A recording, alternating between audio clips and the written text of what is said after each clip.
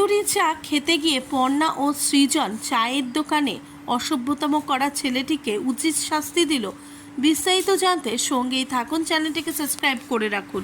সকালবেলায় সৃজন পর্ণাকে বলে রেখেছিল যে আজ অফিস থেকে যখন পর্ণা ফিরবে তখন সৃজন নিজে পর্ণাকে নিতে আসবে অফিসে, আর তার সাথে তন্দুরি চা খাওয়াবে। এরপরে ঠিক সেই কথা মতন সৃজন কিন্তু পর্ণার অফিসে পৌঁছে যায়। সৃজনেরও অনেকটাই চিন্তামুক্ত হয়ে গেল, পুরোপুরি বিশ্বাস করতে পারেনি অভিমন্যু সেনকে। ঠিক এই কারণেই পৌঁছে যায় পর্ণার অফিসে, পর্ণাকে নিয়ে চলে যায় তন্দুরি চায়ের দোকানে।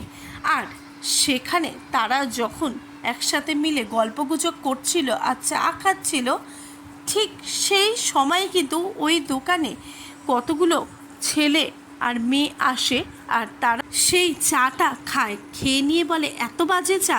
খুব উচ্ছৃঙ্খল সেই ছেলে মেয়েগুলি, তারা সেই চাটা মুখ থেকে থু করে ফেলে দেয়। আর তাতে কিন্তু পর্ণা আর সৃজনের লক্ষ্যটা তাদের ওপরই পড়ে।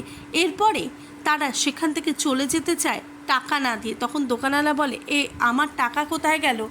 তখন কিন্তু বলে যে এত বাজে চায়ের আবার টাকা হয় নাকি। এরপরে পর্ণা আর সৃজন উঠে আসে, দুজনের মধ্যে যখন তর্কাতর্কি লাগে ঠিক সেই সময়। আর তারপরেই কিন্তু পর্ণা আর সৃজন উঠে এসে পর্ণা বলে যে উটকো ঝামেলা কেন করছো ভাই?